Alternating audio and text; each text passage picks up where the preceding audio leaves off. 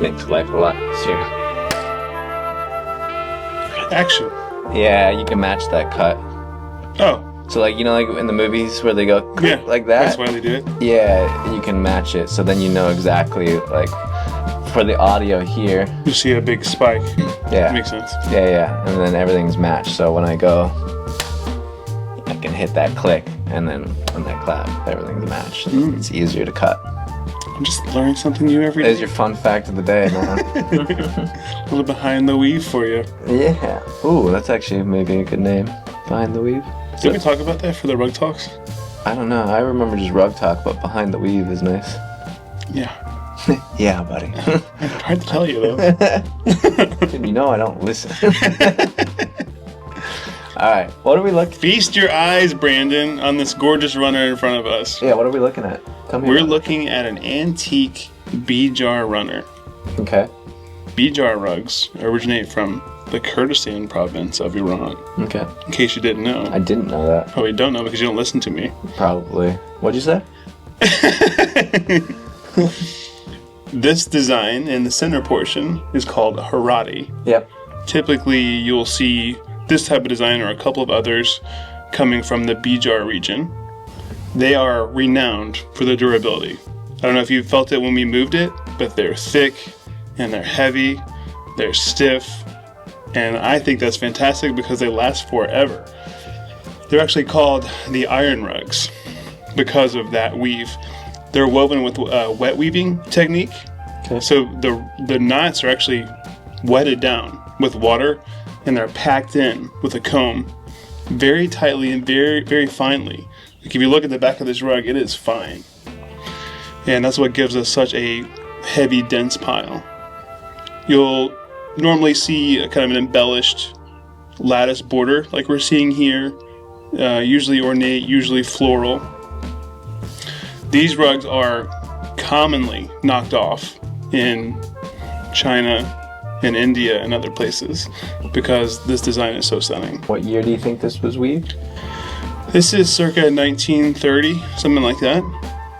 It's crazy because it's still very vivid in color. That's what I love about Bidjari pieces.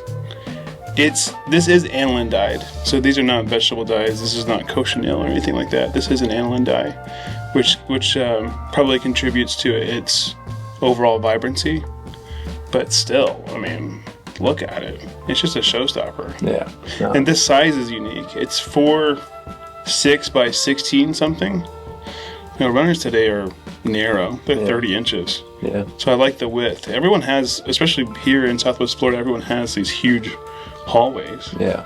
So it's nice to have something with this width to it. Yeah, no, this is amazing. What would something like this sell for?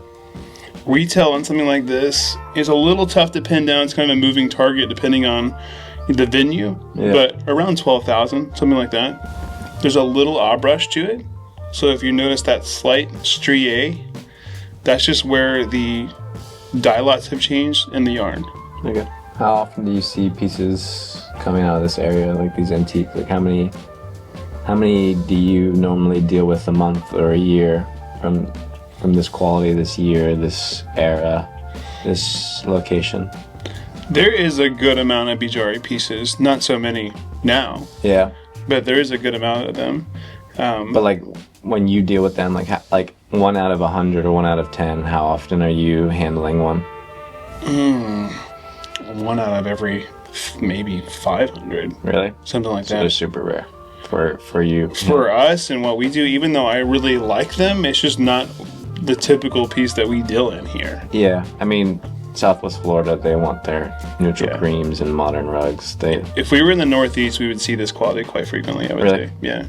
And there's grades, just like with anything, there's different levels to the Bidjari pieces, and there's different designs, of course. You know, sometimes you'll see some silk, sometimes you'll see some really like ridiculously fine ones. It just depends. Yeah. I actually have in my personal house, I have a Bidjar that has a weird border and a weird medallion. It's just unique for a rug coming from that area. Yeah. And it's like circa 1880. Yeah. A really early piece. Yeah. But it has a thick pile. Yeah. After all these years. Yeah. After 140 plus years. I mean, when you're getting antique rugs, you know, it seems like you kind of split down the middle. It's like either super modern or fairly antique.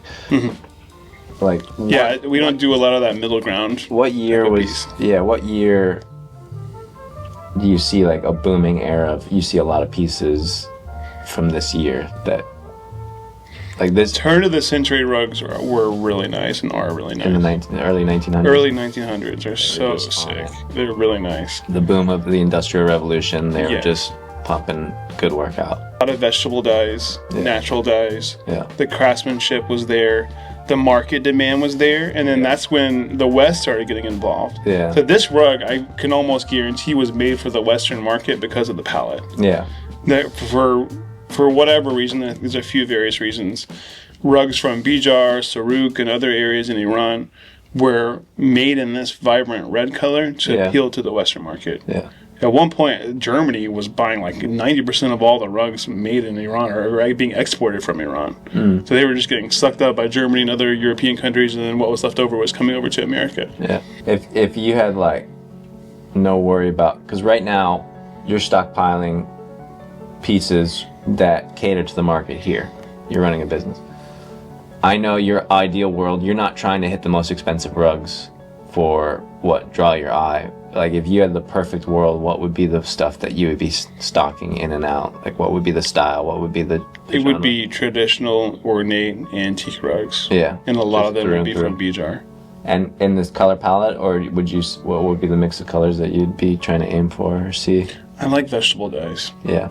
So I really like those subdued hues that you get from an antique vegetable dyed rug. Yeah, not muted, but like... Yeah, just a lot of browns, a lot of reds. They're... Not crazy saturated vibrance. Right, and then they have a patina because of the time frame. Yeah. Like they are reactive. They're organic compounds. Yeah. They're going to react to UV light and wear and everything else. Rugs from the Caucasus region are just really cool. Really? And they're hard. Like they're hard to identify. You have to spend some time. Some of them are easy to identify, but a lot of them look like the other small village. So it takes a while to identify what they are. And then all the motifs are unique because I'm personally used to Persian rugs and Turkish rugs, things like that. And I have a good handle on those motifs. But when I start getting into the Caucasian pieces, it's like a whole other field of study that I really need to dive into. Yeah. So I like seeing those. Nice. And those are, they get ridiculously pricey. Yeah. Some of those. Yeah, I bet. I know. The one I showed you a rug that wasn't from that area, but you're like, that's a $300,000 rug. Well, what was it? It was I can show you a photo of it. It was black with like very, very fine detail, kind of gold, thin Mandela swirl patterns. I think it looked more towards the Iran Paki style. Oh, I bet it was Kum silk. Yeah. Is it silk? Yeah. Yeah, I bet it was Kum silk. Yeah, Kum's a holy city. They produce really fine rugs from in that area. Still do. Dope. So dope. Should we have some fun doing some surfboard shit? Yeah. Let's do it. That's good. 2 videos? Maybe even 3?